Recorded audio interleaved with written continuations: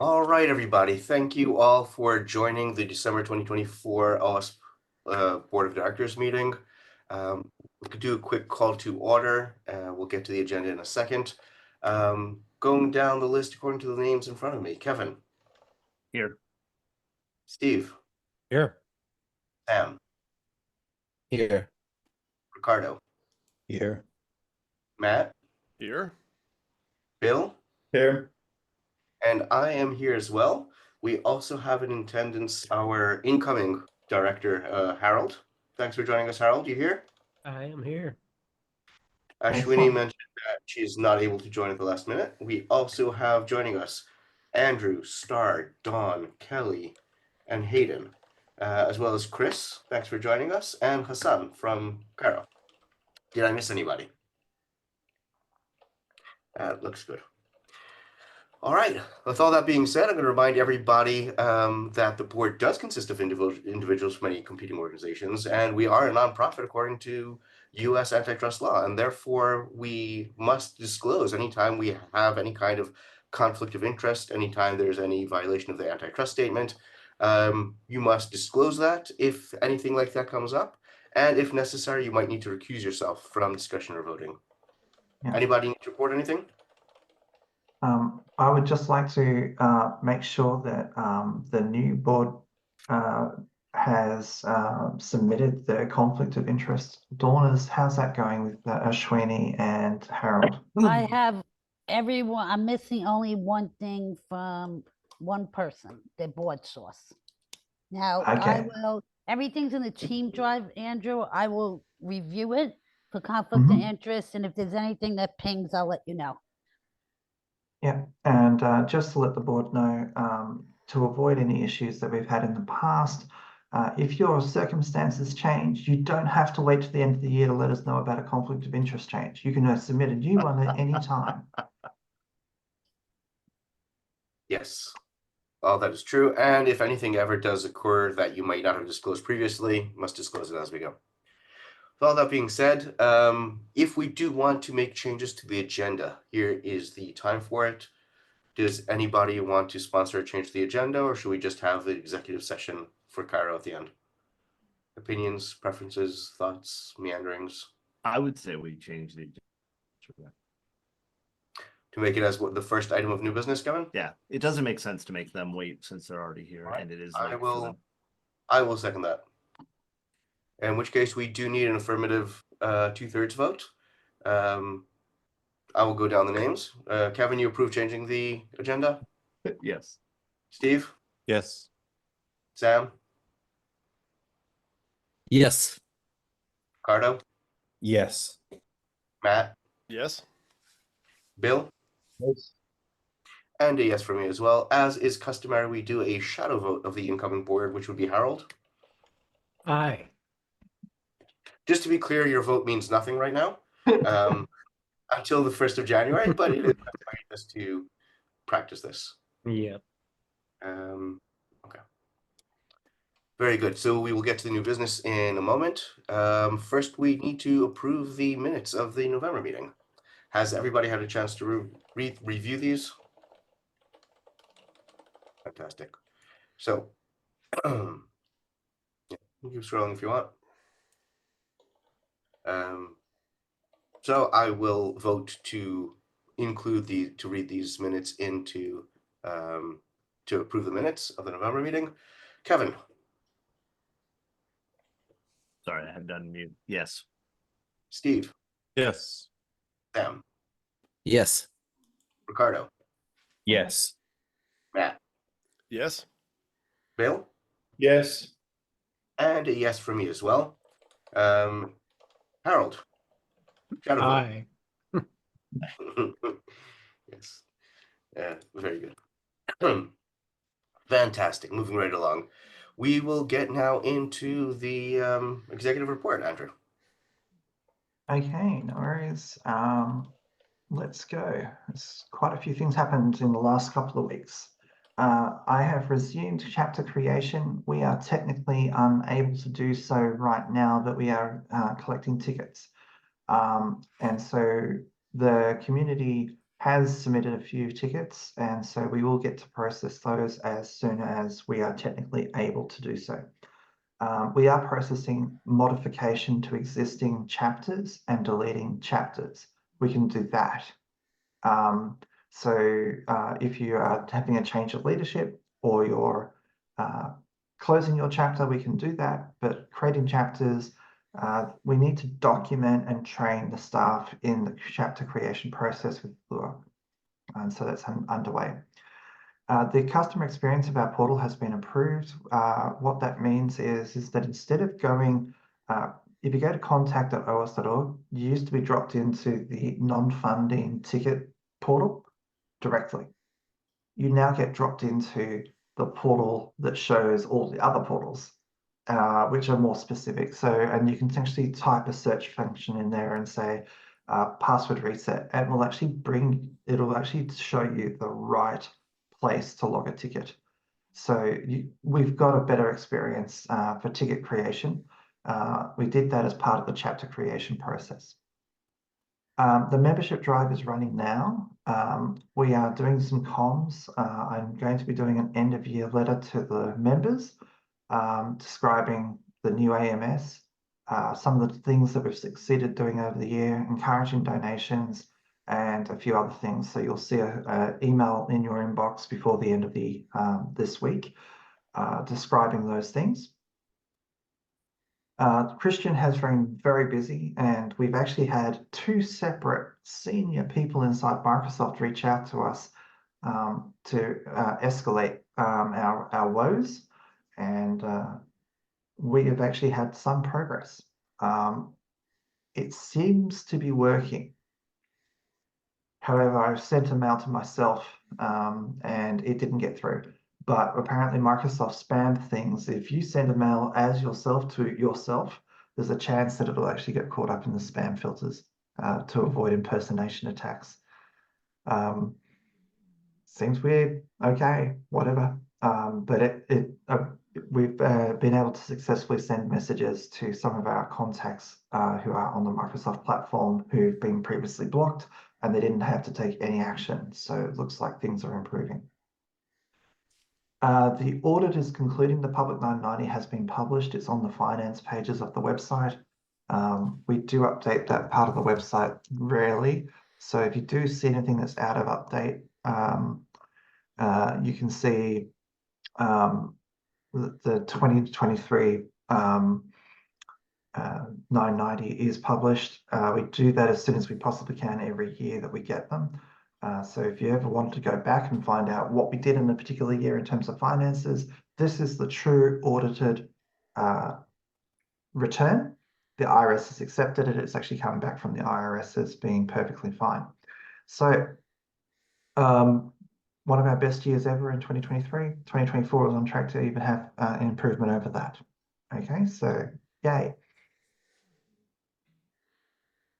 NDC January update. Sam, we are still in the process of organising some volunteers, but we may require you to go to to the NDC in London in January. Are you able to? Yes, we'll be happy to do it. I will Okay. I'll get with everyone about that. So. Yep. We've renewed our ECMA membership. Thank you for those bringing that to my attention, that whilst I was on leave, there was a requirement for us to say yes, literally one word, yes, to an email to renew our membership, and I've done that and we're okay. We are also in similar situation with Benevity. Ori Segal has actually asked us to renew our membership. We hadn't received a single donation through Benevity in the last 2 years, so I didn't feel it was worth us renewing. But if Ori wants to donate, I will make it possible for him to donate, because they actually get donation matching. So we're looking forward to seeing that come through.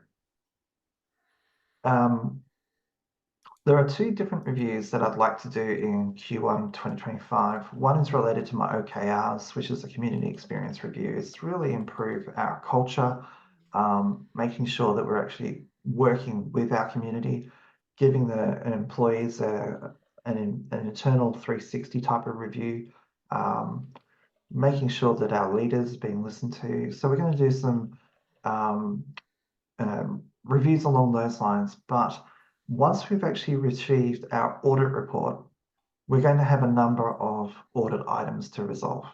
I think this is a perfect opportunity for us to get someone in who is experienced in nonprofit accountancy and operations from a consulting firm to actually give us advice on how to improve our operational efficiency. Are we doing everything correctly? Are there things we are doing that we don't need to be doing? For example, we do have MOUs and agreements in various places. Sometimes these can seem onerous. Do we just simply have a standard terms and conditions somewhere and point them at that and just get them to sign something simple? So, I mean, at the end of the day, we've never done an operational review inside OWASP before. And I think there's an opportunity here to save and on some of the things that cause friction with our community. And I think there's an opportunity to actually get better productivity as well. So I'd like to do that. I'm going to put some money aside in this year's budget for some consultancy work, and we'll see how that turns out. The website replacement committee, we've organised our first meeting. It will be happening on January 8 for the folks in most of the world and January 9 for me. And the move to Australia is nearly complete, minus our cat, who's hanging out with Star. And I really appreciate that, Star. Thank you for having him. And all of our stuff will arrive in February. We've found out that it's getting on a ship at the end of the week. And we actually will receive it sometime in mid-February, which is really good. Multi-factor authentication, we were due to turn that into mandatory enforcing at the end of the year, but not enough people have actually done it. So what I would like to do is just keep on pushing this out so that when you log into your OWASP account, it will say that you've got a certain period of time to enroll in multi-factor authentication before it becomes mandatory. We've had a really good adoption, and it probably represents the real true usage of our accounts. We know that we've got plenty of accounts that are dormant. So at a certain point, it may be worthwhile for us to actually just simply say, this is the total number of actual people using the OWASP accounts and making sure that multi-factor authentication is actually enforced. So the new enforcement date is January 31, 2025. If you log in and you don't have multi-factoring turned on, it will keep on asking you to do so until you've done it. And so, yeah, we've had a jump from 15.1% of our total user base to 24.1%. And I think, honestly, somewhere in the range of 25% to 30% is our total number of active daily users.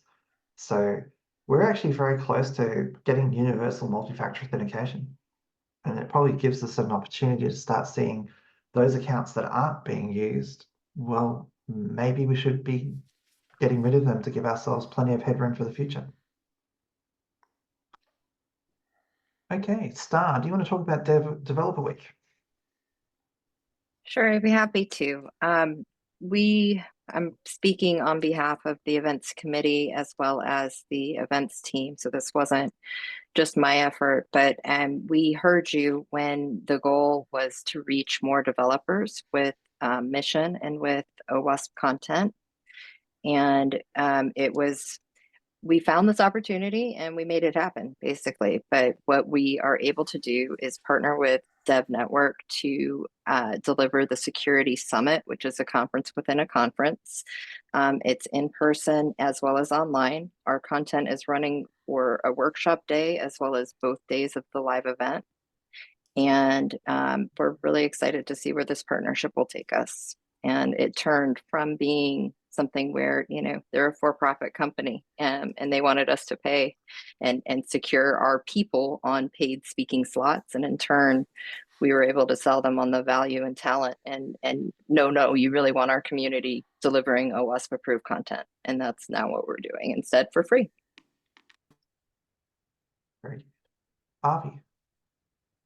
I don't want to knock this because I am all in favor of developer outreach, but I see a for-profit company running a conference, and that's fine. But when I see cost per speaking slot, that shouts to me that this is not a technical conference but a trade show. So here, No, this is that we were absolutely given the directive that the highest value for them is code on screen. And I understand the play. I've been to the shows you're mentioning, and I do think they have an exhibit hall that is set up like a trade show, but the technical content and the audience and awareness around who is actually attending, and it is actually developers that are very, very new within security, or maybe not even aware that they have an interest. So we took that from being a vendor oriented, let me sell you my tool, to let me actually teach you security. And they were amenable to having that content with understanding who we are and why it was important for us to deliver vendor neutral content. I had another point and I've lost it completely. If I may, Star, Please. The way I understand this is that and correct me if I'm wrong, but my understanding is that they initially approached us from the idea that we would be a sponsor that was doing sponsor speaking slots, which is the implication there is that we're selling something, and that's where Correct. that cost per speaking slot is that it was the wrong approach from them. Yes. Now they understand we're a nonprofit, we're doing all this kind of stuff, and so we're getting the slots. It's very similar in Avi. I'm sure you've done the same thing or been approached for the same thing. As a business owner, I get asked all the time, can you sponsor this conference and you get a speaking slot? And we don't do that. We don't pay for speaking slots. So it would be the same thing here. It was quite literally what was offered.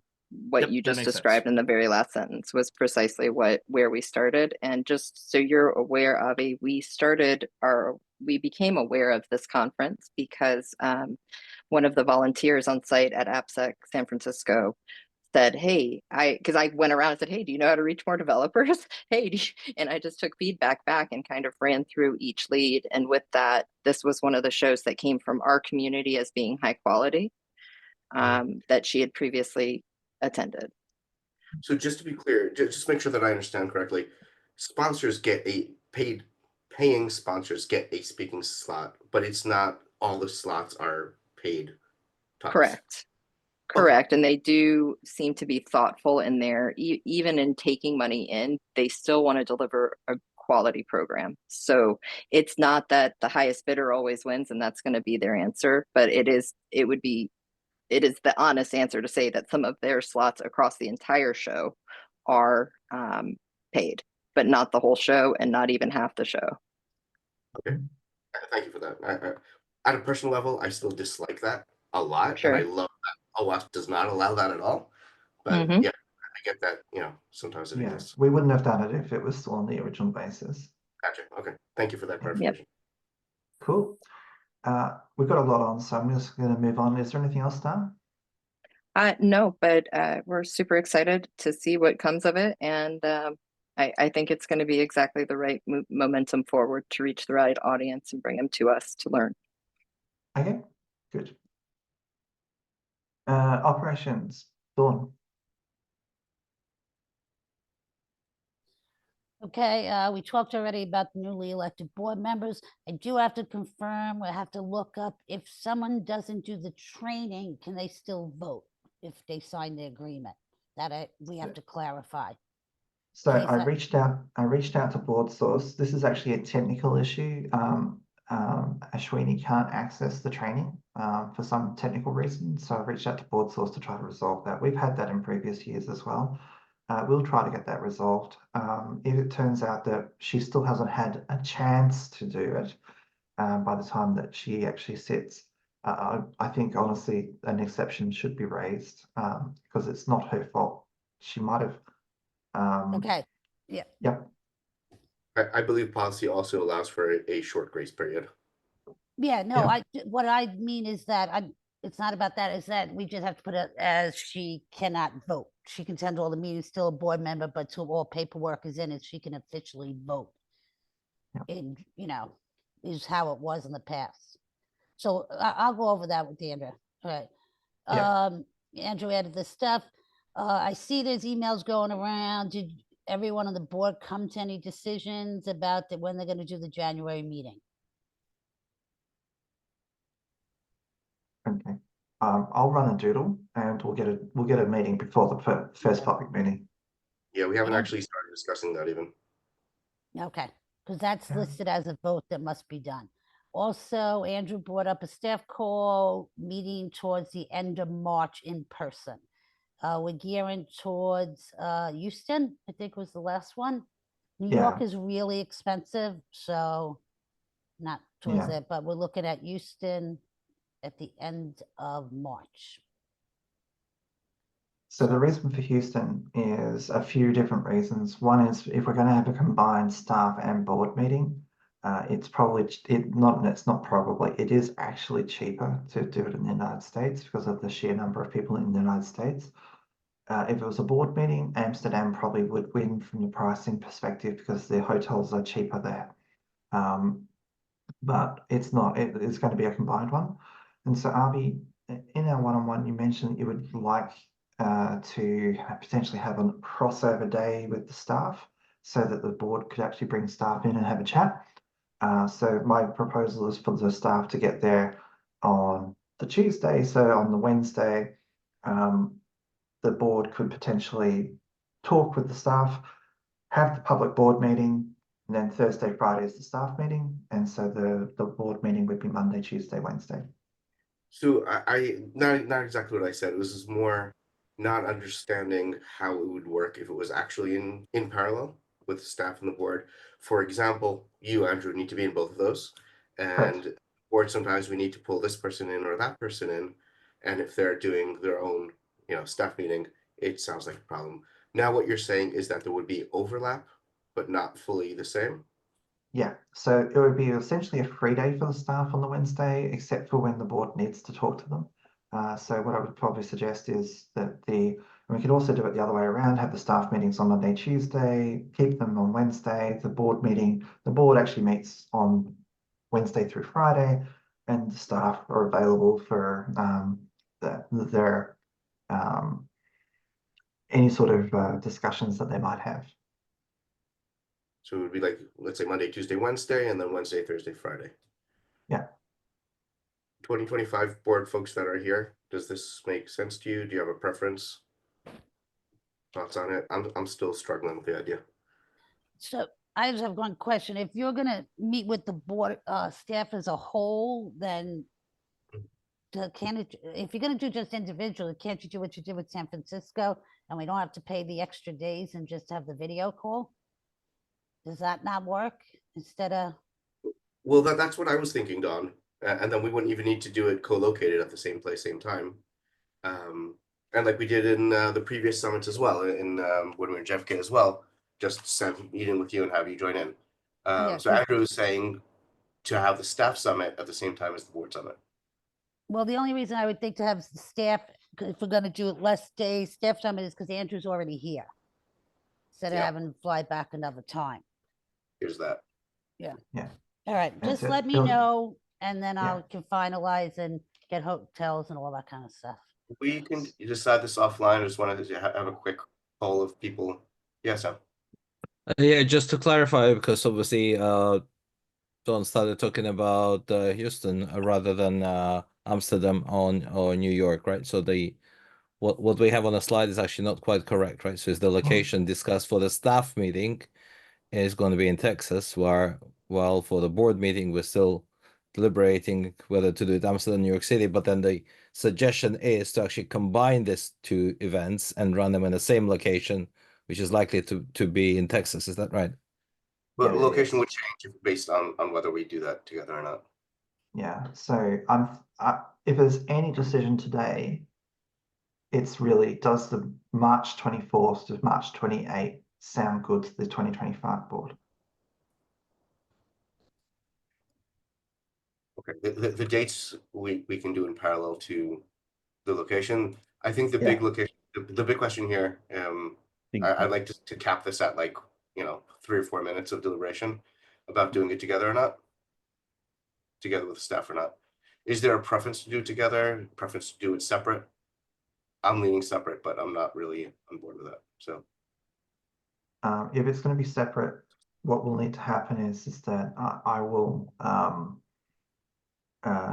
do 1 week with the board, like 3 days with the board on 1 week, and then have the staff come out and do somewhere else the following week.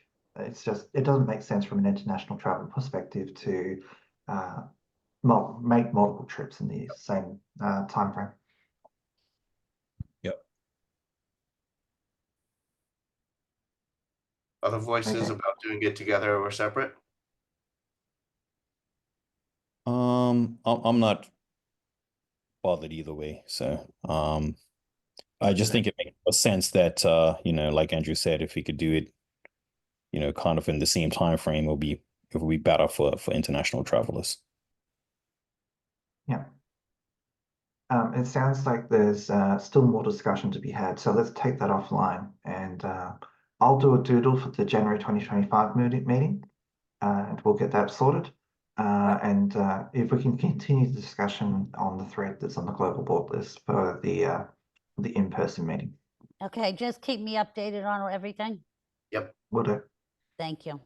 But we are, Kelly, just to sum up, the date, timeframe, we are talking about the end of March, either Yeah. together or individually. yeah, I checked Jewish holidays, and I still haven't checked Indian holidays, but I think we're actually good for a lack of holidays in that time frame. I believe Ashwini said end of March is good for her as well. Good. Some good news, Kelly. Yeah, pretty much the same as last month, only the percent is a little bit higher, that we're exceeding our budget of 425,000 for corporate supporters. Right now there's 20,000 in quotes that are still waiting to be signed for 2024. And I've got 2 quotes for 2025 already started. It's the same company though. They weren't sure if they wanted to do a gold or platinum. So there's 20,000 for 2024 and either 15 or 25,000 starting 2025 off. And so when we get to the management report with Chris, there is again some good news. The corporate supporters is currently sitting at around 514,000 at the end of November. So better than the 425. We'll let Chris explain that. Is there any other slides that you would like to go through? No, just, and then just update on the NDC, like Andrew had said, they have the agreement. We're just waiting to receive a copy of that back signed, and we're going to move forward.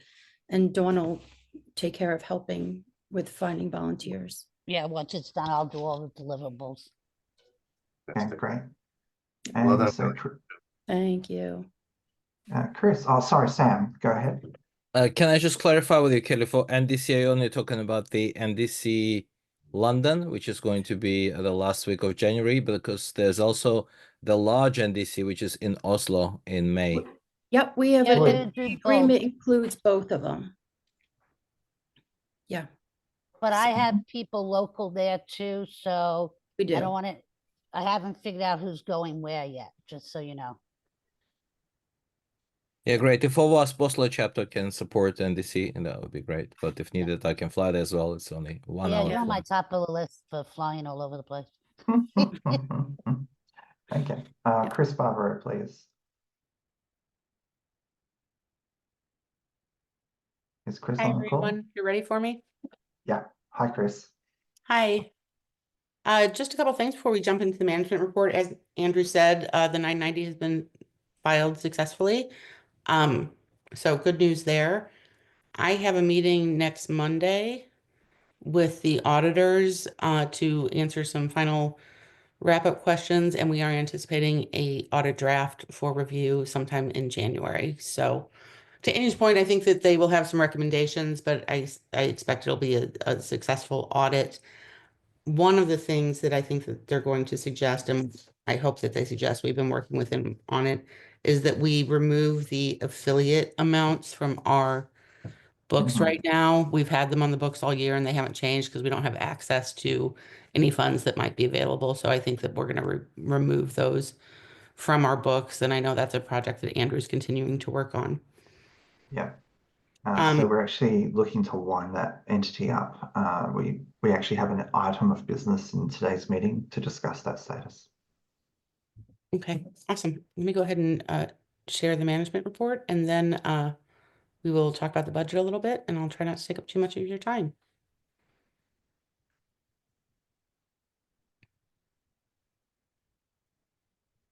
Can you guys see my screen? Mhm. Okay, so we're looking at November of 2024, obviously. And I think it's been a very successful year. I think we've done a really good job of staying relatively on track in budget. We are exceeding revenue expectations as expected. But like we've talked about all year long, now we're seeing our actual net income for the year. It was overinflated earlier in the year due to just receiving funds for conferences well before we were receiving, the associated expenses. So long story short, when we get to the end, we are going to recognize a net gain of around $1 million this year, which is kind of where we've been projecting for the last several months to net out, even though at some point it was much higher than that, as we received a lot of money for San Francisco very early. So just looking at the statement of financial position, we had a slight decrease in cash from October, and this is despite we did have, if you remember last month, we had quite a bit of funds sitting in our PayPal account, almost $500,000. We did transfer those to our cash account, but still had a slight decrease in cash. And that's really due to paying those final expenses associated with the San Francisco conference. So you'll see when we get down to our liabilities that our accounts payable also fell significantly. Sorry, where was it transferred to? I put it into the checking account, and the reality is that we had some very big bills to pay. So the Chase checking balance of 756 is actually quite high, and it represents the PayPal balance as well as our residual balance from paying some bills. Okay. Thanks. So net cash down slightly. Our current assets, obviously, that's down due to the moving the PayPal into our checking account, but again, that was spent on accrued expenses, so it's not going to have a negative impact on our financials for the month. Little change to other asset accounts. From a liability standpoint, accounts payable, you'll see here that it did decrease by $321,000 during the month. So our total net assets were down about $314,000 from November, while our total liabilities, you can see our credit card was down about $8,000. Our total liabilities decreased by $321,000 for the month. Mhm. So, and our total net assets at the end of November was right at $3 million.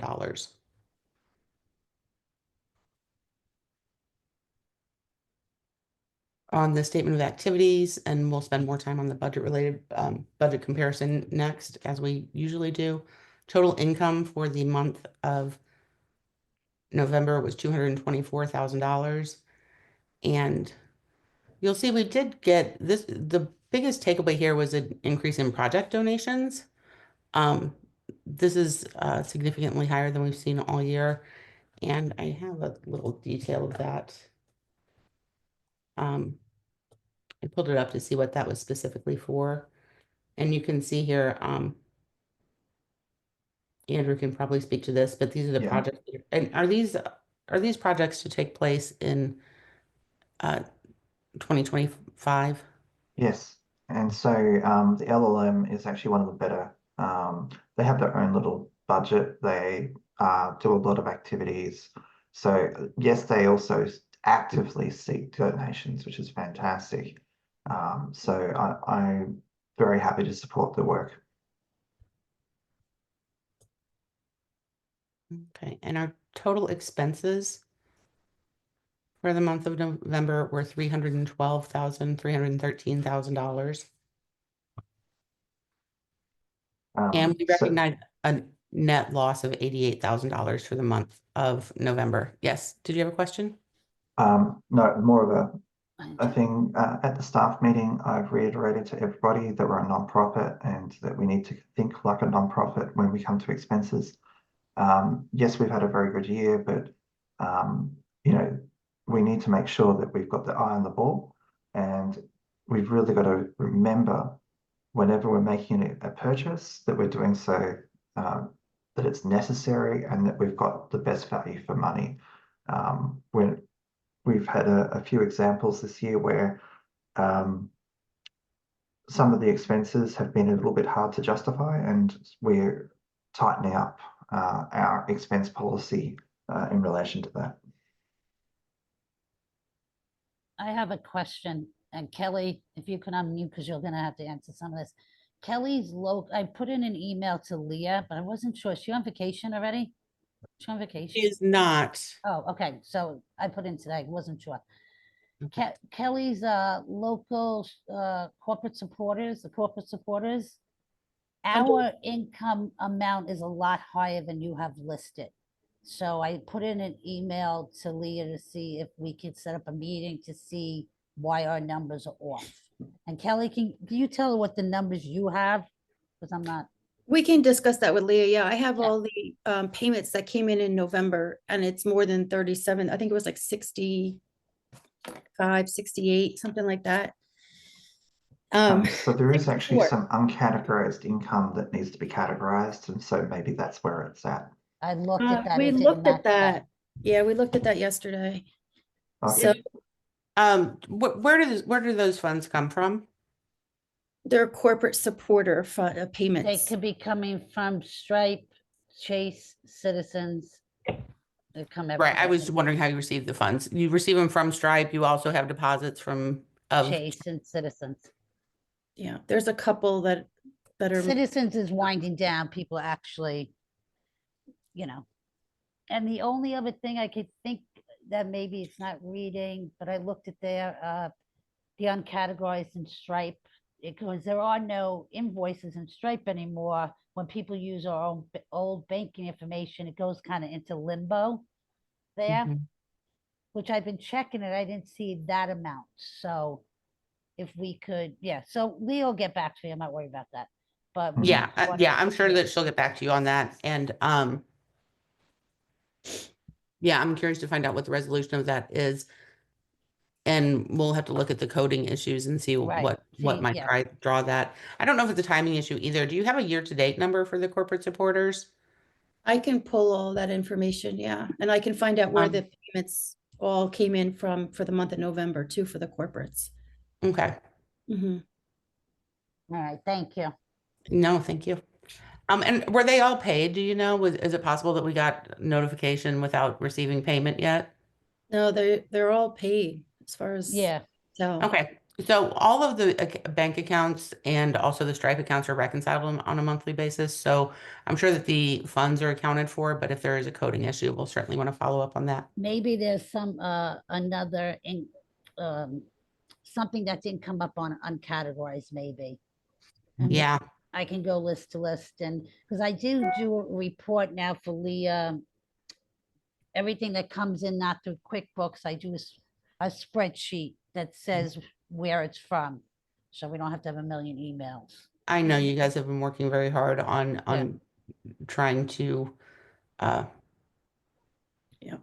Chris, make that on my process slides that I presented to, or that I had for the board to look at earlier that Andrew presented, it has the amount that we show was received. And then when we received this report yesterday, I noticed they were different. So we haven't had a lot. I mean, we did, Dawn and I did jump on a call and try to look and see, and we could see that they've been paid. So we'll get with Leah and we'll figure it out. This could be a coding thing. Maybe something went into the project instead of that, copy line. So, but we'll figure absolutely. it out. Please let me know what you find out. And like I said, I think, and to Dawn's point, it could be also in the uncategorized income as well. Yep. All right. Thank you. No, thank you. Just that some communication goes out to the board as well, just so that we know what happened. Okay. Thanks. Yeah, absolutely. Mhm. Thank you, Doki. Okay, let's see. We'll go through the expenses in detail on the next slide, but our total expenses for the month of November were at 213,000, and we recognized a net loss of $89,000 for the month. Mhm. Jumping into the budget summary here, you can see we are well over budget, and as we approach the end of the year, we've recognized 2.5 or $4.5 million in revenue year to date, and we had budgeted for 3,355,000 by the end of November, exceeding budget expectations by 1,162,000, and that is largely coming from conference income. I did want to point out, also, I know that we had for corporate supporters specifically, Andrew had really pushed back when we were creating this budget, he pushed this number up quite a bit, and we did exceed the budget expectations already for the year. I think it's Mhm. 400,000. Avi, you have a question? Yes, thanks, Chris. You mentioned that a big chunk of that exceeding budget was due to conference income. Are there conference expenses that we haven't recognized yet, and therefore it's kind of a false above budget? It's come down. The conference income has been inflated all year long because we were like looking at a gain of $1.8 million a few months ago that we knew wasn't going to actualize. I think most of the conference income is in. We'll get into, our expenses are in. We have very little accrued in accounts payable right now. We've paid out Mhm. quite a bit in both October and November, which is why we're seeing the net losses in those months. I think it was $400,000 in October, $88,000 in November. I think that we're probably going to have some late expenses trickle in. You can see our conference expenses are over budget by about $94,000 for the year. So, you know, the ratio to expenses to income is, you know, we're still showing a large gain. I do know, I think that there's still some taxes, the VAT taxes to come through. Is that correct, Andrew? Mhm. That hasn't been resolved? Yeah, that's part of the EU conversation. Yeah. Yeah, you- we'll probably want to make an accrual for that if we don't have that resolved in December. Was that $100,000? About that. So And we'll probably Avi, oh, sorry. we'll want to account for that at the end of the fiscal year. And like I said, I think we'll have some trickling in expenses, but I think a large amount are in. Dawn can probably speak to that as well. I believe we still have a bit of Project Summit ones, so that's gonna go into two different ways. It's Mhm. so, but overall, yeah, we went from last week 30 a week. This week I think I sent them 7. So it's really cleaning up for the year, you know, for payables. Fantastic. And So, with so, that note, I sent you a note about yours that you have to respond to. so it is. Yeah, thank you. So it is slightly inflated, but not by a lot. Correct. Fantastic. Yeah, I would not expect, I think we've seen from what was anticipated for San Francisco, I think we've seen most of the expenses come through. Like I said, we had paid a couple large hotel bills, but there is that outline tax issue from Lisbon. It might push down to 1 million, but probably Right. not much. Great, fantastic. Thank you so much. Okay. So yeah, we're really seeing an upside on corporate supporters for the year to date. Project donations went up quite a bit in the month of November, as we discussed, and conference income. From an expense standpoint, I think we did a pretty good job considering the information we had last year. Conference expenses are over about $94,000. We will make an accrual for that $100,000 that we know about at the end of the year. But considering it, you know, obviously the conference did better than anticipated. I'm assuming we had more turnout, so I would expect the expenses to be up as well. Mhm. General and admin is about $63,000 over budget for the year. That's largely due to software subscriptions and dues. Not sure Mhm. exactly what the driver of that is. I know that we did add Glue. $40,000 into the budget last year for, was it Salesforce, I believe? Yeah, but we also ended up having to pay for Glue Up, which is our new AMS. And so, yeah, that is roughly that 32,000 you see there. Slack as well. That's Salesforce. Oh,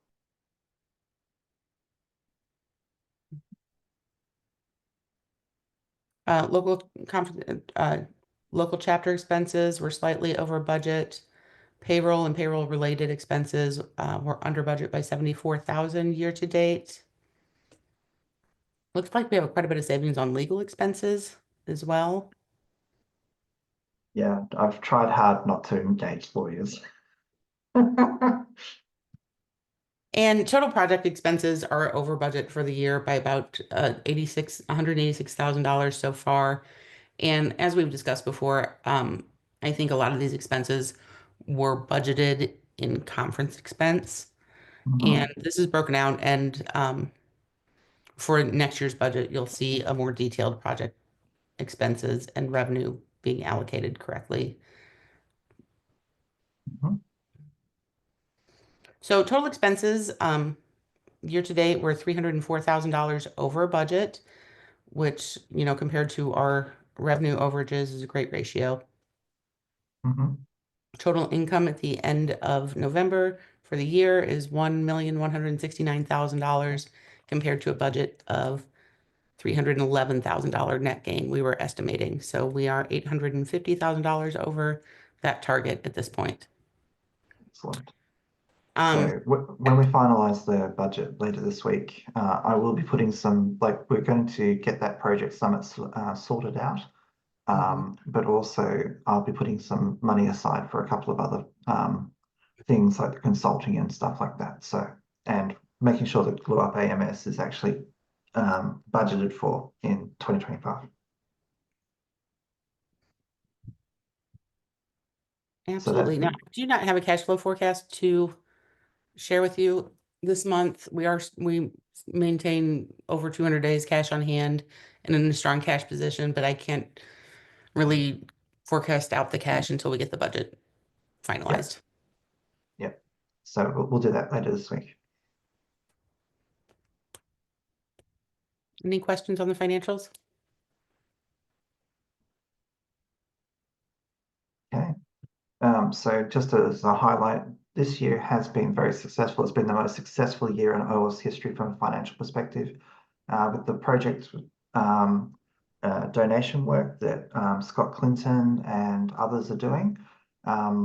We are in a really strong position for our project and delivering on a mission. So we're actually having a really high impact in modern areas. Could we do better? Absolutely. What we try to do with the 2025 budget is allocate a bit more money towards mission delivery and making sure that we actually get out there and talk to developers next year. This means that we're definitely, I'd really like to make sure the board is on board with the fact that we're not going to RSA. We probably won't be at Black Hat. Scott Clinton might be at Black Hat. We may or may not be at DEF CON, but if we're going to DEF CON, it'll be part of AppSec Village. Not as ourselves. But fundamentally, we need to focus 1 year on developers and see how it goes. I'd really like that year to be 2025. Okay, great. Thank you, Chris. All right. Thank you all. I hope you all have a wonderful holiday. No worries. Merry Christmas to you. Thank you. Yep. Bye. Okay, Avi, I'm going to share my screen again. And we will get back to our new business. As previously voted, the first item of business will be the Cairo chapter. Hassan. Okay. Right. Thank you very much for having me here with you today. And I promise I will try not to take much of your time. Not sure if I can share screen or would it be possible? You're now co-host. Yeah, Should be able to do it now, Hassan. thank you.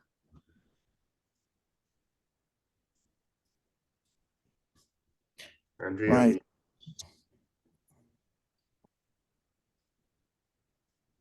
So just for background, reminding everybody what this is about the Giza chapter that opened up in close proximity to Cairo. Even though Giza is a very large directorate, the actual city is very close to where Cairo is actually happening. So this is about the ongoing appeal of whether there should be an independent chapter in Giza. Yeah, so I think I'll not share my screen and I'll just talk you through it. I have to restart Mac to do this. So basically, let me put it on record that I'm not here arguing for stopping volunteering work and the marvelous work that Giza chapter can do, or the individuals behind it. I've been volunteering for quite some time. I wouldn't imagine in my 25 years of work in cyber that I'd be arguing to close something, but yet the impact on Cairo chapter has been a bit significant.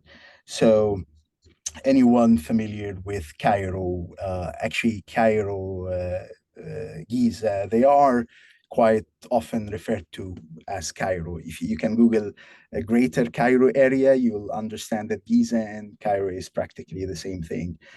If you put in Google Cairo and Giza, you'll get the distance like it's 5 kilometers or maybe less.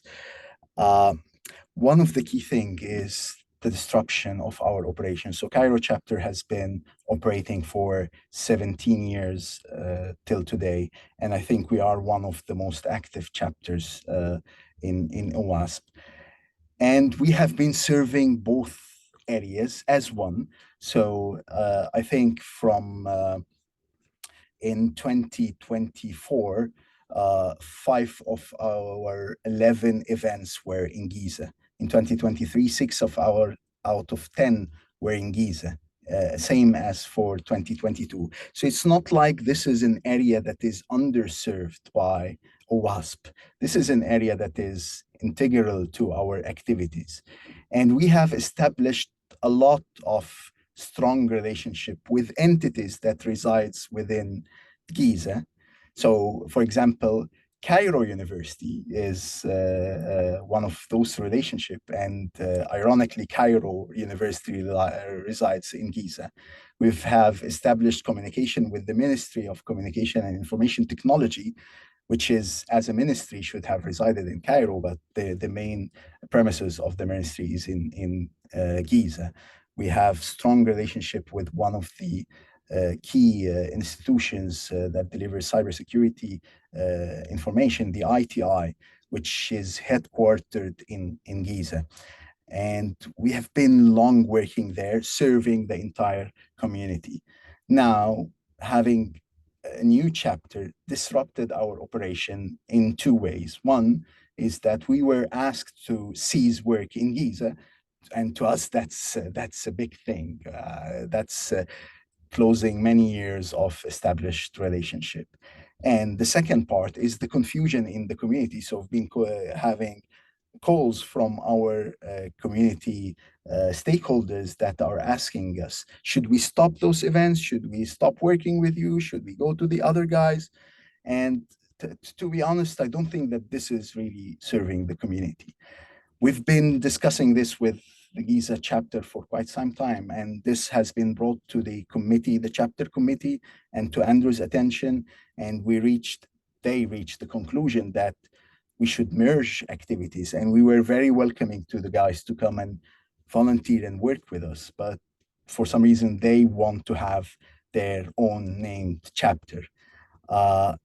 And here we are. We have disrupted operation for an active chapter in violation of the policy. Now, I'm not a guy that will throw the policy card and say, well, you have a policy in OWASP that you shouldn't open a chapter within 80 kilometers. It's there. The distance is less than 80 kilometers. And I would say that even if there are precedences where this has been, there were exceptions for that, this was in cases where the other community was not served by the original community. Now we're already serving, as I said, from our numbers, both areas. And I don't see really a reason that we cause this disruption. I want more collaborators. I want more volunteers to work with us. We can collaborate to open chapters in other areas of Egypt. We are, it's a country of 1 million kilometers. I think we can hopefully work on re-establishing Alexandria chapter, other chapters in Upper Egypt. That should be the main focus. Our main mission is the AppSec awareness and support. If we're disrupting one chapter just to get a named chapter, then that doesn't seem right to me. I thought I'd come to you, share with you our view. We were not involved in the discussion about opening near a chapter. We should have been involved, and this is something for you to consider in the process of opening chapters. You should get the view and get the activities to understand the impact. That's for the future. But for now, I really think we need to get over with this issue. I'm very open for any questions if you have for me. Yeah, so Hassan, there was no communication with you, am I right? So no one from OWASP staff reached out to you asking about the new chapter being open near you? Well, so we were informed that they are being formed and that we should stop operating in Giza. That was the only one, but not previously, because for example, for us in London, I had Don reaching out to us when there were requests to open a chapter in a city which is 20 miles away from London, and the commute time into London was only 20 minutes. So yeah, that was denied. So in this case, our staff reached out and said, is this correct? Because they were just trying to confirm the distance and the travel time. Nothing like that happened with you, right? It was just opened without notification. Yeah. And the second question, I think you kind of mentioned that. I think you mentioned, is it over 60%, even more of your chapter meetings actually happening geographically in Giza, and mostly because of the University of Cairo is located there, and you usually run your chapter meetings in University of Cairo, which is physically on the other side of the River Nile, which is Giza, right? Exactly, and the thing is, I live in the city of Giza. I work in Cairo. I go to work every day. So practically, we never thought about it. To be honest, if we thought about it, we could have just opened a different chapter there and just claimed the name. But that was not what we're seeking. We were operating in Cairo. That as simple as it gets. Harold? I just had two quick questions. One was, and how many leaders do you currently have in the chapter? We're currently 2 leaders and 5 board members. Okay. And we encourage more. So we're actually working into bringing more board members quite on the younger side. We want to prepare for the next line of leadership and maybe retire. I've been with OWASP for 10 years. I want to get a back seat, still support and volunteer, but we want to make more leaders ready. And we were open to have the guys with us on the board, but they actually refused a multiple of times. That was going to be People are in a that secondary question. Sorry, just following on Harold's question. How many people are in part of the community, in the local community? How many people show up to the meetings? Yeah, so we actually have across the years of operation, we have 7,000 different unique members who have participated in our meetings, different meetings. My second question, Yep. and I don't know what's required to do this sort of thing, but it's not that important either. It's just, are you opposed to having like the chapter name include Giza in the name if it's really a name issue? No, so originally our chapter was called OWASP Egypt back then when country names were allowed. To be honest, we've established the name. It's not the naming thing. It's about how we operate. That people, our stakeholders, knows who to talk to when they want to develop things. Not create confusion. Not stop working for sure in Giza. All I had.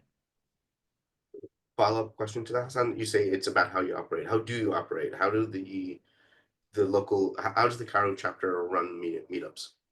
So basically, we have several established partners within the community. So looking into how we can support the mission of OWASP, we have established key areas where we think we can deliver the message in the best way. So for example, the ITI is doing a postgraduate 9-month diploma where it's very key to get the AppSec part in their cybersecurity diploma. No one talks about AppSec in there. They are talking about network security. The other part is the ITI is actually having a few very interesting programs with children. So 12-year-olds, they have what they call the Junior Academy. So getting this information early on, getting people interested in AppSec is one thing we do. Building this with the Ministry of Communication and Information Technology. So obviously they have lots of initiatives that relates to security in general within the government sector, which is an area that is suffering here in Egypt, and we want to help with. So we have established this, and we have made multiple sessions for this purpose. Obviously, universities is one of the key things. We've been trying to build kind of more activities with universities over the years. Cairo is one that we started with, but we have plans to expand to other universities as well in the region. Excuse me, Hassan, how do you find the speakers for your meetups? Do you have the same speakers each time, or do you have So we have a community of so we have communication with multiple interested speakers, a group of people who would like to participate, and we put the word out whenever we need speakers to our events. It's not always the same speakers. However, we have some regulars that wants to always participate. We had speakers from the region before. We had Jim Manico, I think, before. We had from speakers from the Morocco chapter visit us before. So we're actually quite involved in the region, Middle East. One of our board members have gone to Dubai and established the OWASP Dubai chapter. It's becoming more active now. So we're trying to move the community, not just in Cairo, Egypt. We're trying to participate in Africa and within the Middle East region. Well, that's great. Thank you. Don? Okay. You said that you have 2 leaders and several board members. OWASP doesn't recognize board members. That's a chapter thing. They have no, anything. Yeah. So we only elect leaders. Since this has been such an on, and I stand by my decision. I know we disagree, but I stand by my decision when I did this. But how about asking the people we made leaders, let them be leaders also with your chapter, not board members? Has anyone thought to ask them to be leaders? If you allow up to 5 leaders, you only have 2 leaders. I want to be very open here and honest, Don. So please don't get me wrong. I'm not here to just say that this is wrong. I'm saying that it has impacted us, and I'm asking. Right. I have no ill feelings. No ill feelings. Throughout the process, I have had issues, and I've discussed this with Andrew on how they presented their case. I thought that some of the information was misleading, deliberately misleading, and that caused me to have certain concerns on how they operate. So to trust them without working with them first on a leadership position. That's a fair statement. I cannot do that. I don't think it's the right thing, and I don't want to attack them while they're not. Yeah, we don't want to do that. Yeah, it's just okay. That's a fair statement. But I'm going to stick it. Yeah. Okay. I was just wondering if you could do that, and then everyone would try to play nice. I don't know. Okay. Thank you. Thank you. And just to clarify, the Giza chapter right now is on hold? What's the status right now? Is it on hold, disabled, shut down? So Andrew, I think he removed the leaders from the page, the leader's name. They have operated after the decision was made under the OWASP chapter, so they had hosted a YouTube talk with OWASP I don't Giza. think they, technically, I don't think they were informed, because what's happened is you went to the chapter meeting. I wasn't there, I was on vacation, and there was some kind of vote there. Usually the chapter committee doesn't vote on these things, but no one informed them till later on. So that might, and it wasn't shut down till after, so maybe that there might have been time lapse of maybe they didn't know yet of that So- meeting. So Don, I'm actually asking you the formal status of the chapter. Is it shut down, disabled? Got shut down, not Andrew shut it down. Shut down, okay. And right now, just to clarify, they're in the process of an appeal, but Yeah. right now, there is no Giza chapter, so just to clarify that. That is right, yeah. Very good. Any other questions? Kevin, Sam, Ricardo?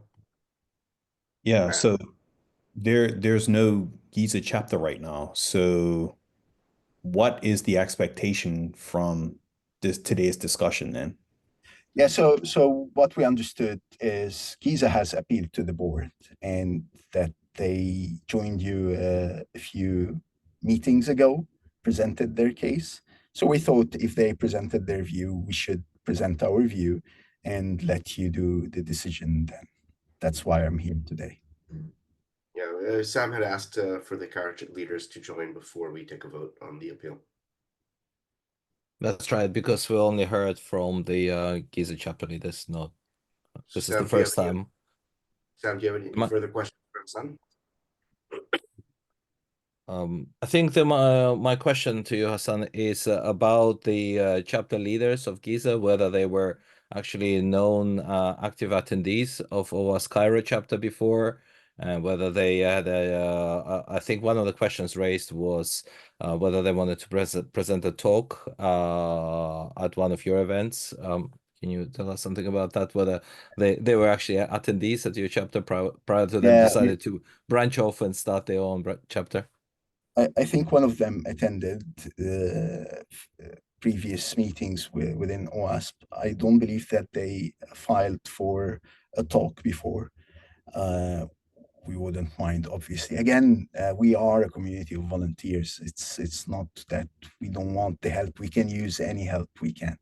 It's just about not letting this help disrupt good things that are happening. And another thing, what they told us, Hassan, is one of the reason why they felt that they want to have a separate chapter is the travel time, because they were saying that the public transportation in Cairo is very chaotic, very busy, and it can take a very long time to travel from Cairo to Giza at the rush hour. And they were trying to serve the community locally, but I just realized that you actually are running your chapter meetups in Giza as well, right? So what can you tell us about the There is, travel yeah. situation there? So basically, we're running. So Cairo is big. We want to reach out to different people, and that's why we have been operating on both sides of the river. It is almost half and half, because it's we never did it consciously. I just want to clarify this. It's just the way we operate, similar to my commute to work. I am half day in Giza and half day in Cairo. So it's never, again, it's not like Giza was underserved. No, as a matter of fact, most of our relationship are with key entities in Giza, and we've been serving the community there for quite some time. Thanks, Don. Just one quick, two things. One, to me, no different than Manhattan and Brooklyn. Second, one of the, I think the bigger issues that comes into play and how things are done, and we have to look at for the future, is Cairo from the get-go shouldn't have been running meetings in other locations without us knowing, because then the cities expand out.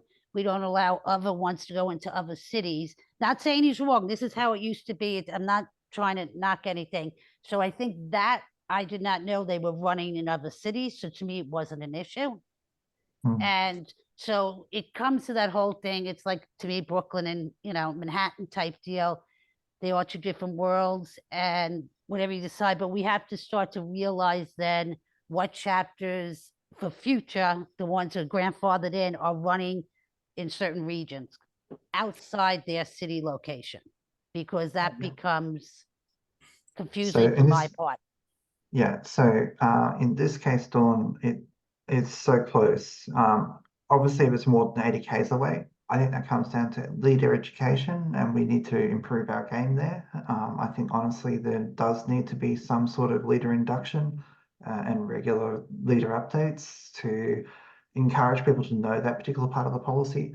But Hassan was meeting basically right next door within a So see, geographic when I area. talked to them, it wasn't. So, and like when we literally, Brooklyn and Manhattan are 7 minutes apart. So it's two different worlds. So I guess because where I come from, it's two different world cities in this. And in my worlds, they were only, and I looked up on the maps, and I'm not saying I'm right here, but I'm just saying what I researched. From what I researched, that's how I came up with it. So whatever you decide, I don't care, but I'm just saying there needs to be then the older chapters have been around, seen some of them are more expand than I was aware of. Yeah. So I that's understand. something I'm gonna have to look at from now on. I would really like to bring this to a vote because this has been going on for months and months and months, and I just want to get a final resolution for the Giza chapter leaders and for the Kara chapter leaders. So I would like, Avi, if you could take this to discussion and then a vote. Is everyone ready to vote on, and the vote here would be the Giza chapter leaders appeal about closing down the Giza chapter. Do we need more discussion? Is anyone still stuck on this? Do we want to take this offline and do this as an e-vote? Any further questions for Hassan? From my side, I think Yeah. it's clear. I hope that you understand the impact on our side, and it's up to you now to decide the way forward. Andrew, are you saying we should have the vote now or put together a new vote? Honestly, it probably makes more sense to have an internal discussion because this is supposed to be an executive session. Have that on an internal global board, let people air their concerns privately, and then bring it to a vote, any vote, and get it done. Fantastic. Wonderful. We will do that hopefully in short order. Thank you, Hassan. We will move on now. Andrew, can you bring Thank you. back the agenda?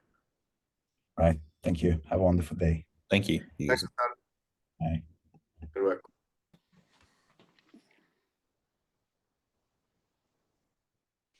I can share. No, I can't share.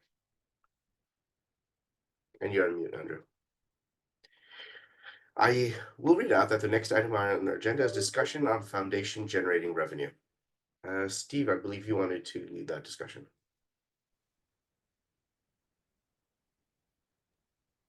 Yeah, sorry, I was finding the mute button. We've discussed a little bit about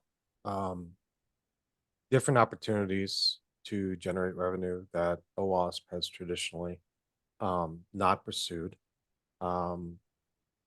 We've discussed in New York and throughout the year the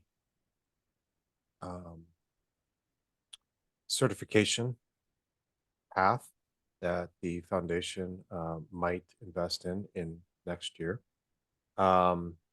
We've also historically have discussed the possibility of generating revenue by the foundation actually hosting and providing services for the very flagship projects that we have. The reality is that there's a lot of other opportunities to generate revenue other than just membership and conferences. One of the things that I would love to do as a board member fiduciary responsibility is to identify opportunities that would help us protect the foundation and our revenue if the next major COVID type event occurs. We were not prepared for that. Revenue dropped. The numbers show that. We not only have to prepare for that type of event again, but in the event that those don't occur, this is an opportunity for us to raise a lot of money, potentially, which could then directly be used to further our mission. I would love for the foundation to investigate next year a couple of different structures that we could theoretically take on, business structures. I'm leaning more toward very similar model that Mozilla Foundation has, where a nonprofit owns a commercial entity, and that commercial entity makes a lot of money for the foundation. We could do something very similar. I think Eclipse does something like that, or remember. But there's a couple other foundations that do something very similar that are also 501c3s. But I would love for the foundation to consult legal counsel and possibly others to identify possible business structures that would allow us to have essentially a for-profit arm that would be under the nonprofit and ultimately serve the foundation's mission.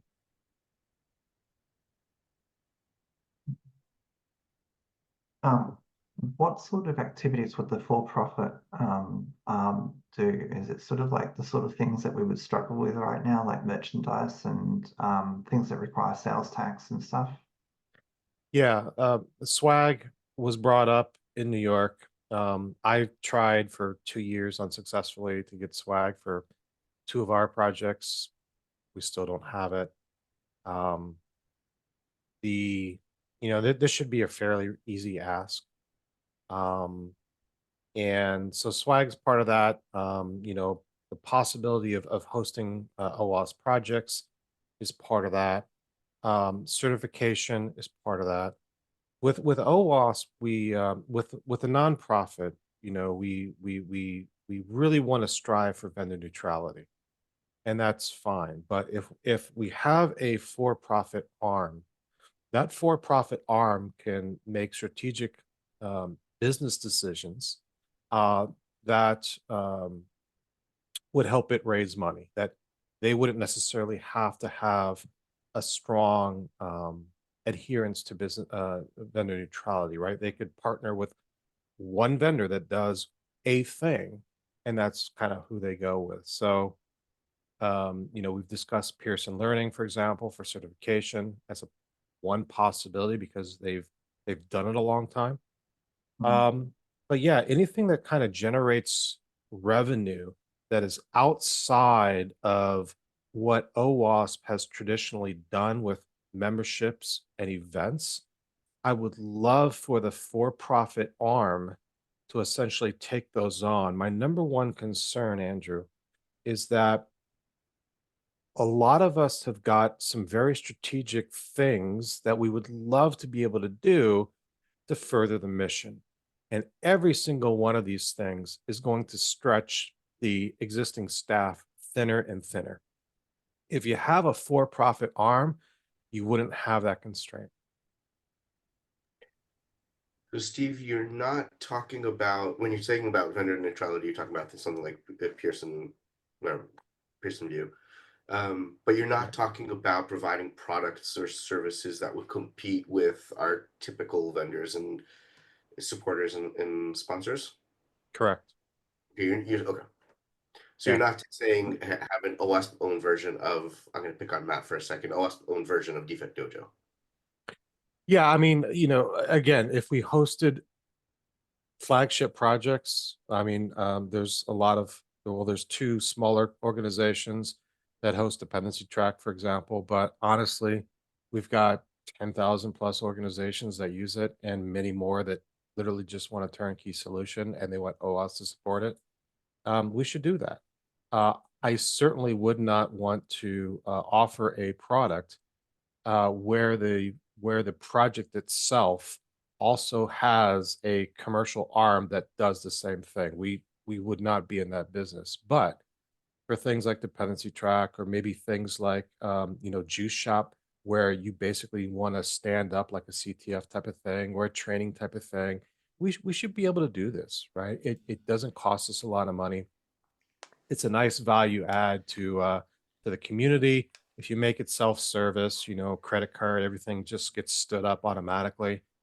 This would be a little bit of an investment, but again, this is something that could theoretically raise a lot of money. And by having a separate legal entity under the foundation, you wouldn't necessarily stretch the existing staff thin, right? But we want the staff to focus on what the staff should be doing. So there is, Harold, remember we did Purple Team? We tried doing this and it didn't work out. Can you just describe your work on Purple Team without discussing the commercials behind it? But how did it go? For that particular project, it did not go well, mostly due to the fact that the leader was more interested in stepping away from doing anything with the project and sort of wanted the staff. This is where we get into the staff. And so it's not quite the same thing, right? Because the staff was expected to take on that role. Right, exactly, which we don't want to do, right? We don't want to have these services within the foundation. You need a separate legal entity with their own staff and their own way to generate revenue to support that staff and make a profit to be able to handle this. And based on for-profit decisions and not here's something Yes. the community wants, go, you're stuck with it now. Absolutely. I hear that. Yeah, I was going to say, from what I'm hearing from Steve, the kind of rough idea or like a straw dog we could talk about would be, for example, we pay a third party to set up a push the buttons, get a juice shop for X dollars a month, and we take some percent of that revenue that comes out of that transaction, right? That would go into this commercial entity. There's no staff involvement, right? But otherwise, OWASP doesn't let some rando third person do a juice shop automatic launching thing, and we get $0 from that. Is that kind of what The you're implementation angling for? of that, yeah, exactly. Well, the implementation of that, you mentioned a third party. That would be an implementation detail that Sure. that entity would need to decide. If they want to decide that, maybe they want to just, manage their own AWS infrastructure or whatever, right? Maybe that's the direction they want to go. Or if they want to, do a third party thing, they could do that as well. That would be a business decision that legal entity would make, right? Do they want to invest a little bit more in infrastructure and potentially make more money? Or do they want the easy button and outsource it? Yeah, But then sure. why would that third party need us? Like us, the OWASP.com? Well, because we would, again, this kind of goes back to the website, but we would give lots and lots of people a central place where they can not only find out about projects, but they could stand them up as well. And they can not only find out about all the training stuff that we do, but they can actually go for a certification as well. So in some ways, we're kind of a sales channel. Besides the advertising, we're also the sales Right. channel. Yeah. That's my thought process. Yeah, I guess I use third party, by the way, to mean non-staff, right? So this entity could hire, somebody to do that work as well and not hire a company, right? Yeah. Right. Perfect. Yeah. Then I get what you're saying, and I agree with that. That makes sense. I mean, I'm not asking for obviously a commitment right now. I guess the ask is that as a board, we investigate the feasibility of this and ask Andrew to potentially line up some maybe some legal counsel, other types of get some other type of advice on how Mm. we could, if this is something we want to pursue, how best to actually structure this. Generally, you need a business plan, and I think Mhm. that requires some thought as to the structure and what it's going to do. Mhm. Harold? Yeah, since we're focused on the project side of things, I just wanted to just throw out this. I mean, I know what the answer is, but I'm gonna throw it out there anyway. So who gets to decide if OWASP profit is wanting to throw up a defect dojo, for instance? Do the project leaders make that call? Or Well, I OWASP? think that should be, that's up for discussion, right? Ultimately, in my opinion, it should be up to the project leaders. Now, if Matt wants to be his own conflict of interest, he has that right. I wouldn't expect him to do that. I would Yeah. suggest it goes back to what Andrew said a moment ago. The project leaders can ask for it, but there has to be a business plan that makes business for profit sense in this model that you're talking about, Steve. There it has to be a profitable model and not a project leader wants it, so now you're stuck doing it. Well, not everything's going to have a leader, right? Like the certifications, for example. That's something that we don't do today. But that, that would be also kind of fall into that for-profit model. Mm. And Okay, so it sounds like there's an action item on me to work with Steve on getting a business plan and some legal counsel together and present this to the 2025 board when it's done, preferably in the next month or two. I Is there would- anybody else that would like to work with me on this? I do. Okay. Oh, But so Steve, let me ask you one question before we take an action item out of this. Hypothetically, do you, in your thinking, would it make sense if we have some other company that does this, that third party? We might not need to have a for-profit entity because that third-party company will go off and do this. I'll give you an example, and let's just say a bunch of project leaders decide to get together and host their project, offer services around it. Let's just say, some random ASPM project. Hypothetically, if that company had an agreement or some kind of contract or some structure around that relationship other than just, well, anybody can host it, so we're doing that as well. Would that make sense to you? Because the reason I'm asking this before you answer, we started talking about this in JFK, and I was calling this the defect dojo model, Matt. If you remember, we had discussions around that. We never actually did follow up on that. So I'm just thinking if that is a direction that would make sense as a model for this. I don't Yeah, think I a think single one would work, in my opinion, because again, we're talking about swag, we're talking about projects, we're talking about certification. There's a lot of having a single company that does everything probably isn't realistic. You're probably going to need a legal entity at some point. Yeah, the distinction I'd make too is that that Steve's idea includes sort of this umbrella parent company that is part of OWASP, right? That things can live underneath and has some kind of access of control. To be honest with you, like Defect Dojo Inc. is just a company. It's no different than the place that sells donuts down the street in my local town, right? It has no connection to OWASP. I mean, we do, but legally speaking, they're just two entities, right? And I think the idea of having an OWASP entity that had some kind of parentage, for lack of a better word, over these choices that we're making to try to generate revenue makes a lot of sense. Sam? The main thing that I want to raise here is in the for-profit bit is the legal aspect, because to have a for-profit subsidiary would mean that if they do any activity which is not aligned with OWASP mission, we will be liable for tax.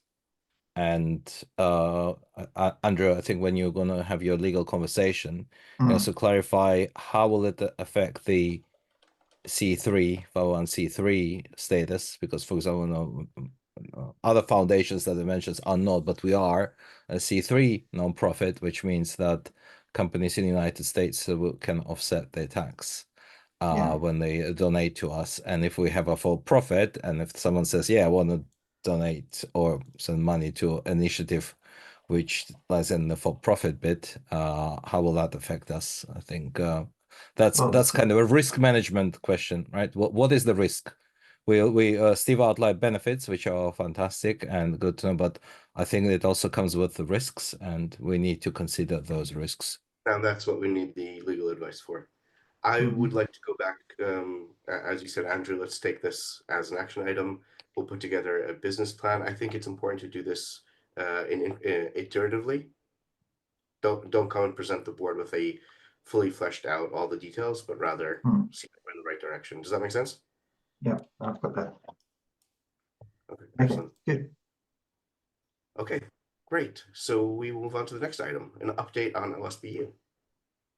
Okay, so as noted last month, Martin, Adrian, and Martin with 2 A's ended up going and opening a new bank account, I assume. We haven't heard from them. Martin Knobloch has stepped back from all of his activities at OWASP except for OWASP VZW. As we've actually said that we're going to wind this down, my goal is, it does require some liquor. Unfortunately, it's a little bit early for me. At this very moment, I do not know where the 115,000 euros is. All I know is that they did meet to change banks. They claim to have had a meeting, but there was no publication of the meeting as required by the OSCE bylaws. So as far as I'm concerned, there hasn't been a public meeting this year, and it is too late to actually have one in 2024, because of the notification period being EG 30 days, which is what the bylaws suggest.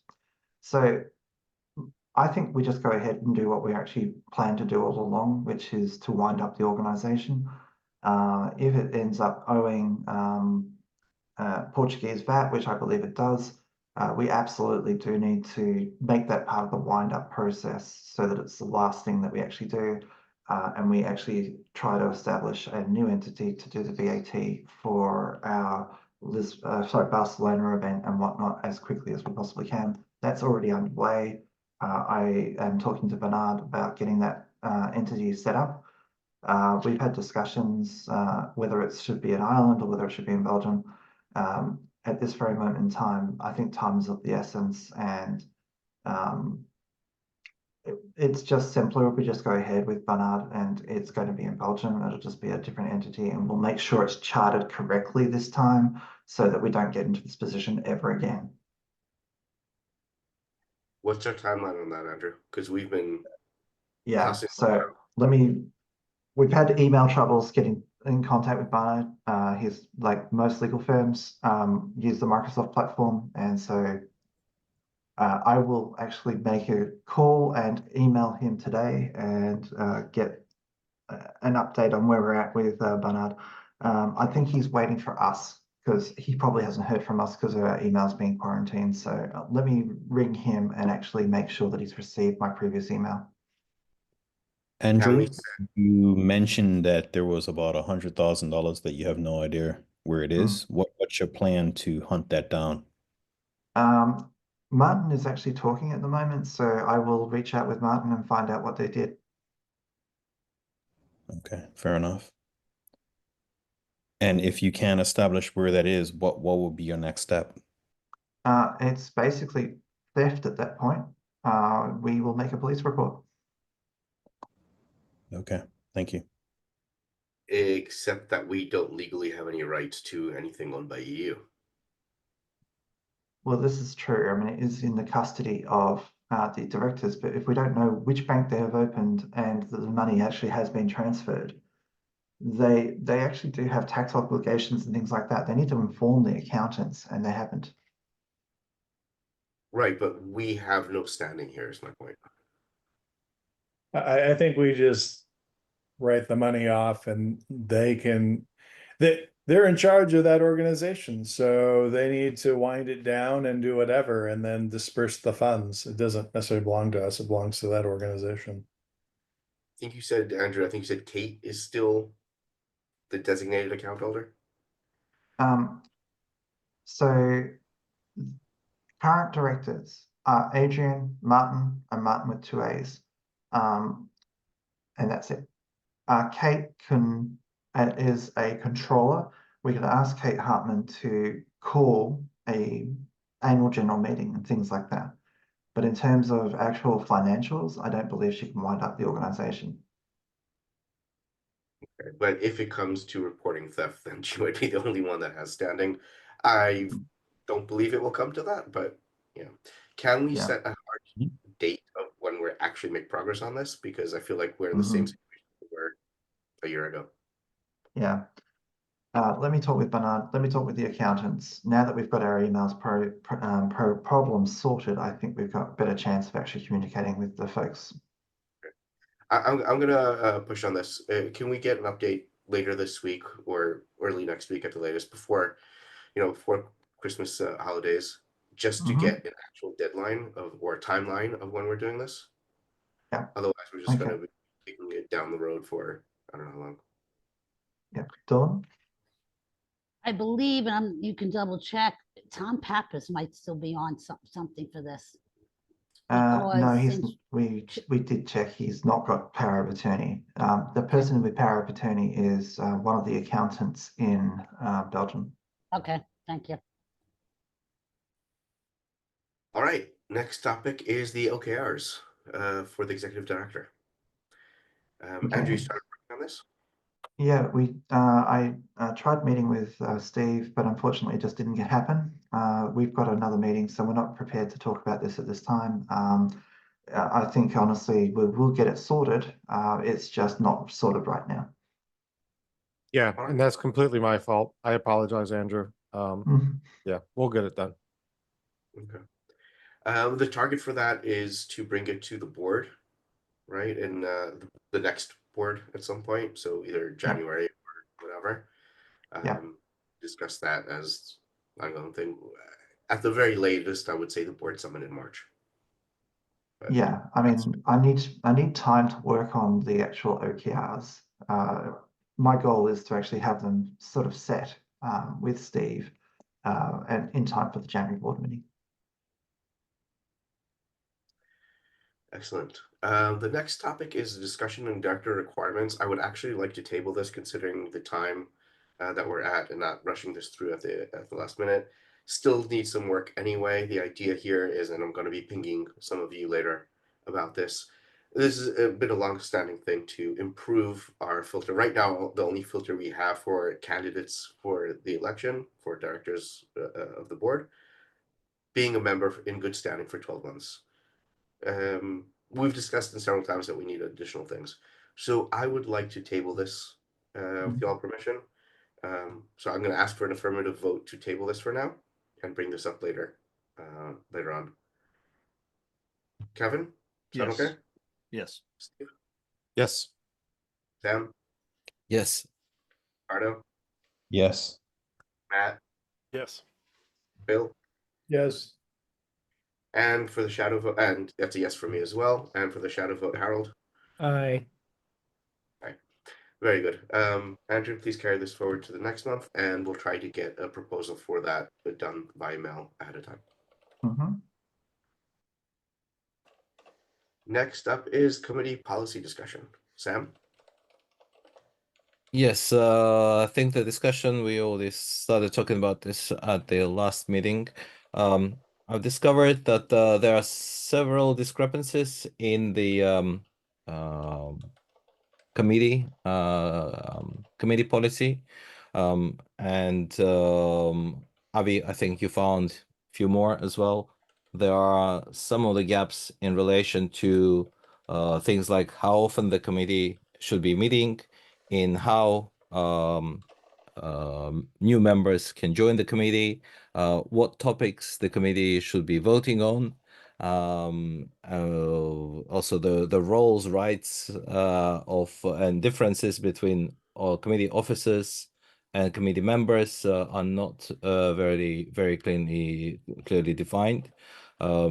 So I think my discussion here would be to propose that the the committee policy is reviewed, and Avi, similar to your proposal for the board member requirements, the direct requirements.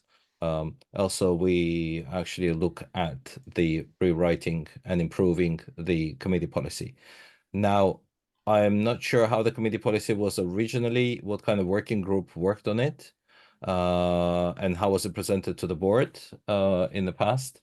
But if there is such procedure, I would like to raise this topic of creating a working group to work on and improve the committee policy and harmonize it with the current bylaws, because the current bylaws also mention committees, and they actually mention two types of committees: board committees and member committees, where again the roles and responsibilities and joining and leaving and voting and frequencies again are in conflict. Yes, so Sam, the way it works is form a committee to actually do the policy review itself. There is confusingly named a policy review team that's has been in the past Harold, Bill, and Tobias Glesmer. What I would suggest, and I've also participated in that, just simply to finalize it and take the community feedback. That we have to open it up for 30 days once it's ready for presentation, and take the community feedback and incorporate it into the policy. So the first step is to form a policy review team and meet, do your work. When you're ready, we advertise it to the community, give them 30 days public notice. Andrew, can you put up an editable version of this for them to be working on as well? Yeah. Sam, one specific, so in addition to what Andrew was saying about, making the edits and bringing back, going through the process and bringing it to the board, please note around the requirements for the charter. It is unclear. Please compare that to the existing charters and some of the newer charters that I think do a better job of that. And eventually we'll need to go back and recharter or update the charters for some of them. And if you compare the newer charter with the older ones, you'll see the difference in them. So I'll pass you to do that. Yeah, the clarity on the charters will also be required, Avi. Absolutely agree. I'll happy you. So my major feedback for the policy policy review team in this is the voting mechanism is extremely unclear. It's really difficult when you've got like a bunch of people, visitors, members, officers. What are they supposed to vote on, and who's supposed to vote? The committee policy at the moment says that it's only the officers, but that doesn't seem to be very well enforced, and very few committees actually vote. And unclear who is allowed to vote and who not. So yeah, exactly that. Any other comments before we move on? Only that I'll help with that policy if you guys want some additional assistance with that. I think so. Ricardo and Sam. And Avi, may I ask you to join the review team as well and help us on this? I would like to provide unofficial input and not take the responsibility of that right now. Okay, that's fine. Okay. Sam, would you like it if I could join, or would you like, say, Dawn? Or? No, Andre, that's absolutely fine if you join as well. Okay. I'll work with you on getting some of that scheduled. Awesome. Thank you very much. Great. The next item is in-person meeting discussion. We did actually discuss this already in the middle of the executive summary. Yeah, so I'm going to do a couple of doodles for you guys, and get one for the location and one for the time, and have continue leading the discussion in the global group. And I think this item is basically done for now. Yeah, we'll need to continue discussion if we want to do it together with the staff or not, and merged or not merged. Other discussion. Chapter creation update. I believe we got that as well. Yeah. So essentially, just to recap, we have reopened the chapter creation process. Actually, I click on that, you won't see the new tab. But if you go to contact@owas.org and log in, you'll get dumped to a better place, and creating a chapter is now relatively obvious. And we'll process those in the early new year, once we've got some documentation and some training done for staff. Excellent. Okay, so the last item on our agenda is the additional roles in 2025. Yeah, so we have hired Heather Kennedy in the last month, and she is a welcome addition to the team. She will be supporting Lauren. Heather is got an extensive events background, so I think we're okay on the events front. Realistically, the gap that I see is 2 roles: marketing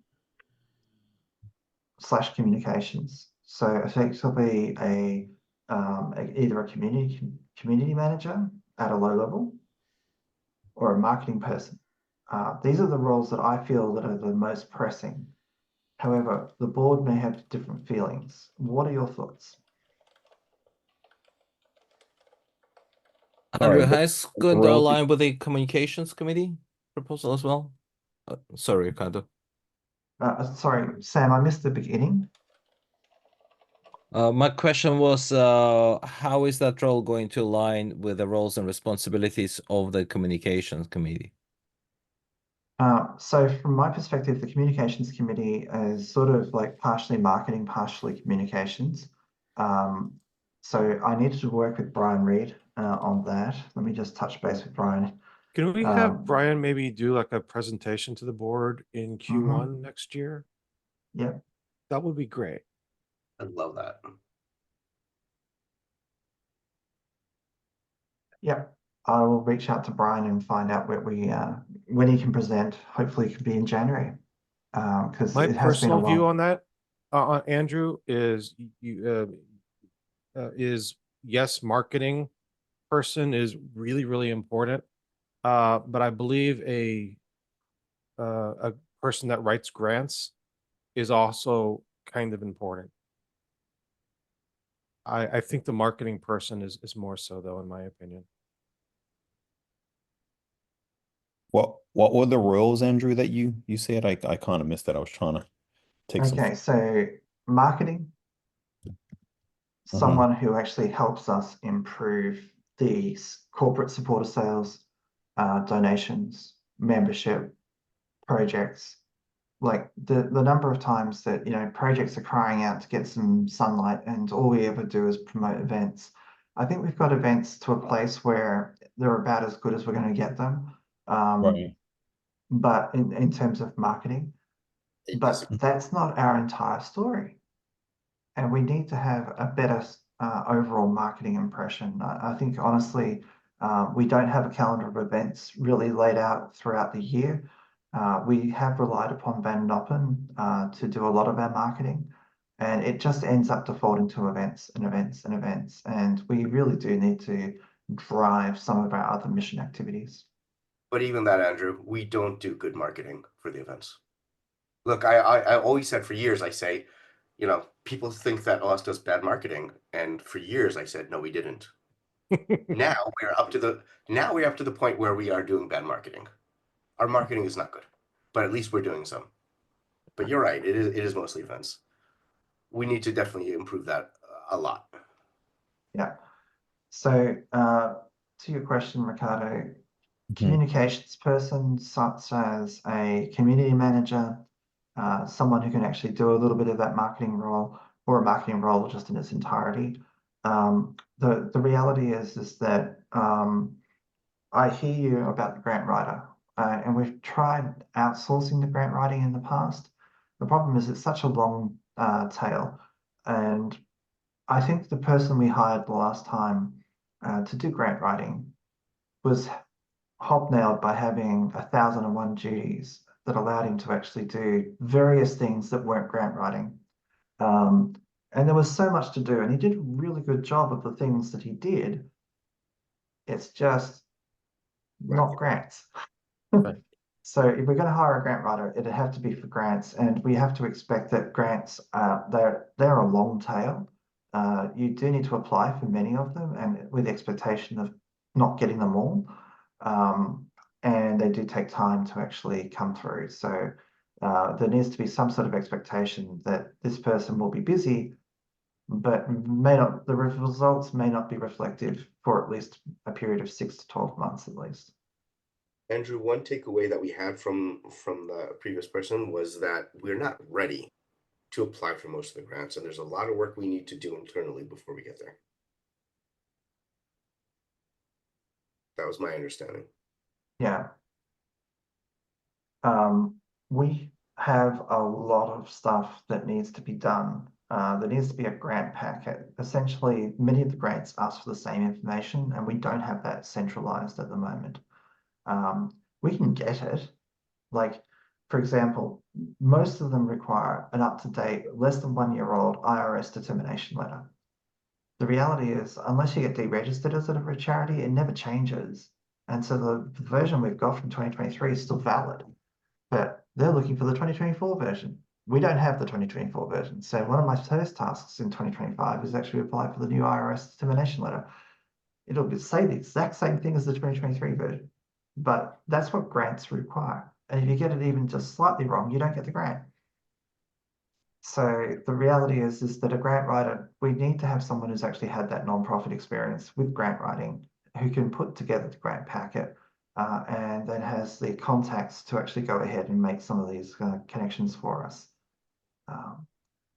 And one of the other things that we found out the first time round was that many grants are tied to activities that we may or may not want to do. And you know, if you're asking for $1.5 million and what they want is a kitten foundation, we shouldn't be saying yes to $1.5 million, because then we have to establish a kitten foundation. So I'm just putting that one out there. It's not all grants are equal. That's ridiculous. We're a puppy foundation. So yeah, honestly, what I'd like to do is just hear from the current board and Harold. I'm not quite ready to do the next hire. Is this something that we could actually have a longer discussion at the March strategy board meeting?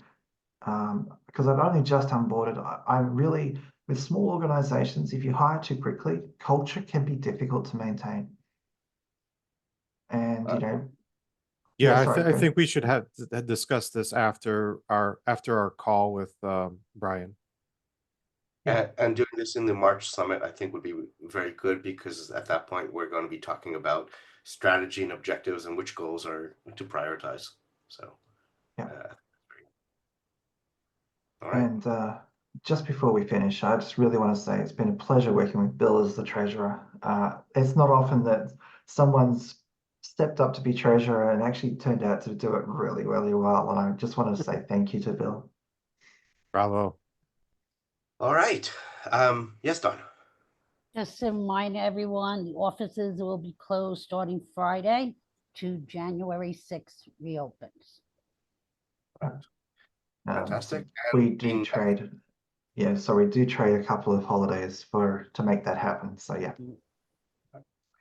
The next general board meeting is on January 28th at 12 p.m. 2025, 12 p.m. Eastern, or more canonically 5 p.m. UTC GMT. That's right. Might not affect everybody here. I'd like to move to adjourn. Do I have a second? Yes. Seconded. Thank you, Matt. It is moved and seconded to adjourn. Those in favor say aye. Aye. Aye. Thank you all. Everybody, I hope you have a great holiday break, winter break. Merry Christmas if you do that. Happy Hanukkah if you do that. Happy Andrew, Diwali. can you I stay missed on that for 1 second? Yeah, I can do that. Let me just stop the Happy recording. holidays, y'all. All right. All right. Cheers. Happy holidays, everyone. Bye. Take Bye. Bye. Holidays. Thank you.